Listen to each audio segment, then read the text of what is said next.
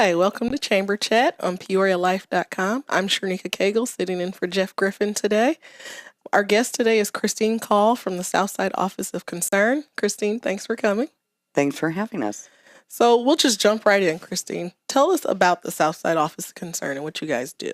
Okay. Our agency has been open for 35 years, and during that time we've responded to the changing needs of our community. And we are a licensed mental health agency. We largely cater to the homeless population, providing mental health services and supportive housing. We also provide outreach services to the four-county area, Peoria, Tazewell, Woodford, and Fulton County. And that involves having trained mental health staff that go out onto the street and help identify people that are living in unstable housing situations and engaging them and trying to get them to move into permanent housing. And then we also offer community support services. Those are largely for folks who have graduated out of our housing programs and are living independently in the community. Okay. And we go into their living situation and provide support services in order to keep them housed. Wow. Okay. So you deal mainly with the homeless. Yes. So I know a lot of people probably feel like they see a lot of homeless people here in Peoria. So what is the state of homelessness here in Peoria? Well, when you speak right now even about seeing people, some of the visibility issue is that on July 1st, our local day drop-in center for homeless people closed. That was due to the loss of a grant from HUD. That was a program operated by the Salvation Army. So certainly for the past several months, the homeless population has been a little bit more visible in downtown Peoria. However, I think it's also really important to understand that homeless is also about housing instability. So you could be staying in a place with a roof over your head but not have adequate running water or adequate utilities, doubled up families, things like that. And so that's also part of homelessness. The number one cause of homelessness is the lack of affordable housing. And so the housing cost burden is out of reach for many families. During the 2015-2016 school year, there were 850 homeless children identified in the Peoria and Tazewell schools. Wow. So it's a pretty significant problem. One in five of the population, I should back up. In January of every year, HUD asked us to do a count of the homeless person so that they can have like a single snapshot, across the country at one point in time. And in January, one of the trends that we identified is that there's a growing population of what are considered homeless youth. That's between the ages of 18 and 24. So they're not necessarily children. Many of them are youth out on their own. Some of them are parenting themselves. And so almost 1 in 5 in our community falls between that age group of 18 and 24, which is a pretty significant change, I think, in the demographics. Okay. Historically, we've seen, at least with our singles that are out there, historically we've seen, older persons, and now all of a sudden you're seeing this rise in a younger group, and that's something that I think our community needs to address. Right. Wow. Now, overall, have the numbers increased, decreased over the years? Actually, we saw a little bit of a decrease from 2015 to 2016. We saw about a little over 10% decrease, and I think that that's largely because the Homeless Continuum of Care, which is a consortium of agencies of which Southside Office of Concern is involved in, have engaged in some very active planning efforts. And so an example of that is that in December of 2015, we reached a point called Functional Zero for homeless veterans in this community. We are the largest provider of housing for homeless veterans, and between the work that we have done with our various programs for homeless veterans, and Salvation Army offers some, and Goodwill also has some. Right. So across that whole system of care, at this stage, if a homeless veteran presented in our community, we could have them housed today. Wow. That's a huge stride and improvement. That is. And that would be our hope that we can now do that as well with homeless youth and homeless children. Right. So that's the next Yes, it step is. of the process. And that's one of the federal strategic plans. So I think it's important to note that there is a federal strategic plan for ending homelessness. Exactly. And so our efforts kind of mirror what's going on the national level. Okay. Now, you said our efforts mirror what's going on the national level. How do our numbers look compared to some of the other larger cities? I mean, are we comparable to cities our size, or we have more? Or? No, I think we're pretty comparable. Okay. What we do know is the national trend is, a little over 45% of persons that are homeless have mental illness, substance abuse, and or both. And so we certainly have seen that here in the January count again, 46% Right. of the persons that we identified have those issues. So both numbers and the types of conditions tend to mirror the national trend. Okay. I think the homeless youth number for us might be a little bit larger Okay. than some of the cities our size. But again, the federal strategic goal is to focus on that group over the next 5 years. So yeah, so think change should be coming. Yes, it should be. So how else does homelessness affect our community? So we know mental illness is. Yes. Well, I think one of the biggest things that sometimes often people don't really think of is the cost of homelessness. The cost of homelessness actually is pretty costly. They present in emergency rooms inappropriately because they might not be connected to primary doctors, or when they have a symptom, they go in there. Sometimes could be an excuse to stay warm, and maybe get a meal. Yeah. Also, they overrepresent in the jails and the prisons. So again, they're drawing on huge amount of publicly funded services. Right. And when you are able to take that same individual and put them into permanent supportive housing, it costs about 1/3. Okay. Over the course of a year. 1/3 of what it costs in many of those other publicly funded institutions. Wow. And it's an end to homelessness because the idea is that once they come in, they don't need to leave.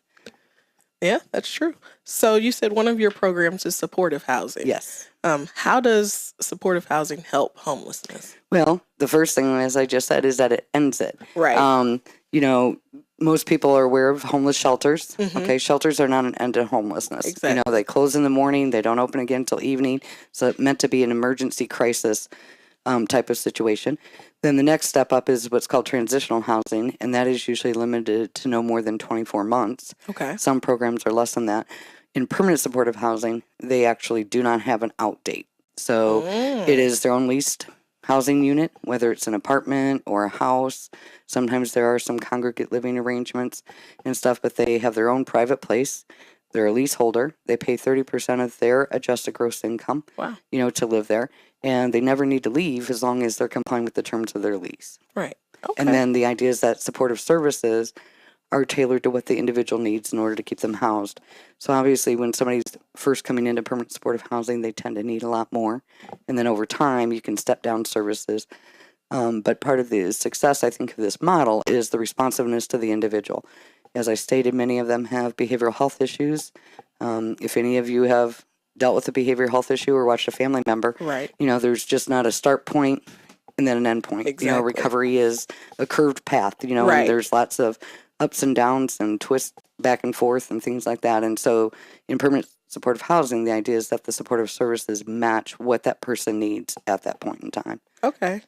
So then your outreach, that's once people are in the housing and No, or does it happen outreach before? is before. Okay. Outreach is before, and that's a relatively new program for us. We just received a grant for that program in November of 2015. Okay. So we're just at about 1 year of that program. Wow. And so they actually hit the streets, go and find homeless persons, but they also do in-reach at other homeless situations like shelters and transitional housing and stuff like that. And the idea is that they're focusing on that most difficult to serve, those with behavioral health issues. And then they provide, individualized case management, but the whole idea is to secure housing placement for them. So the vast majority of them do not come into our housing. We obviously have a fixed capacity. Right. But the idea is that we build up relationships with a network of landlords. And the idea is to get them placed into, independent living, and then we can continue to provide supportive services. The other thing is that we have matched our outreach program with something called rapid rehousing. Okay. Both our outreach and rapid rehousing are evidence-based practices, and part of what rapid rehousing makes available is some short-term rental assistance. So, sometimes people cannot go out and get an apartment or a house Exactly. simply because they can't afford the security deposit, or they Sure. might have utilities in arrearage and can't get them in their name. So these grants also offer that kind of assistance if that's what's needed in order to get somebody stably housed. Wow. And in the year that we've had that program, we have successfully opened more than 100 clients in that outreach program. So That is awesome. It is. Those that we place in transitional housing, almost 95% of the folks that go into transitional housing do transfer into permanent housing Great. as a result of that. And then those that we are able to get into permanent supportive housing, 98% of those remain housed even when they exit our program. Okay. So, now, is there an average length of time for your program, or is it just depending on the individual? it depends upon the individual. Obviously, I said the transitional programs tend to have a time limit Right. built into their funding source. Permanent supportive housing, it's kind of, we see where we have a group of folks who have stayed with us for a long time. We have some folks who have lived with us for more than 20 years. Wow. And then we have other folks who it's about a year to 2 years. 94% of who we serve do stay at least 1 year. Okay. Okay.